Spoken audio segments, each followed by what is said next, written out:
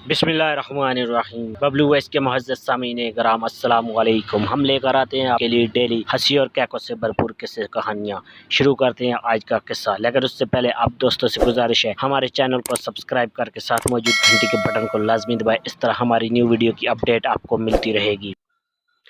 एक बंगाली दर्जी के पास सऊदी खातून अल रियाज से बाय एयर जद्दा कपड़े सिलाई करवाने आती थी। वो कहता है, मैं सोचता कि क्या मैं इतना ही काबिल दर्जी हूँ जो ये खातून दारुल हुकूमत छोड़कर मेरे पास आती है।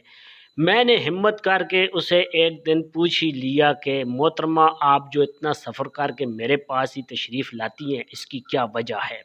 वो कहने लगी, मैंने अपने शोहर को बता रखा है कि तुम बड़े काबिल दर्जी हो, तुम्हारे जैसा दर्जी कोई नहीं, और तुम्हारे पास बार बार इसे साथ लेकर बाय एयर इसलिए आती हूँ कि इसके पास पैसे जमा ना हो सके और ये दूसरा निकाह ना कर सके। जैसे ही ये पैसे गिनना शुरू करता है तो मैं खर्च करवाने शुरू कर देती हूँ। पाकिस्तानी अहबाब को बीवियों की कदर करनी चाहिए। बेचारी सारी ज़िंदगी उनके पैसे जमा करती रहती है, उनके घर वालों और बाल बच्चों की खातिर खिदमत करती हैं और साथ उनके नखरे भी बर्दाश्त करती हैं।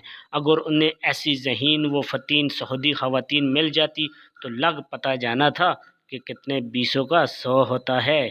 प्यारे दोस्तों, अगर आपको आज का किस्सा पसंद आया तो फिर जल्दी से चैनल को सब्सक्राइब कर दे ताकि आपको मेरे मज़ीद इस तरह के हंसी और कैकों से भरपूर किस्से मिलते रहे।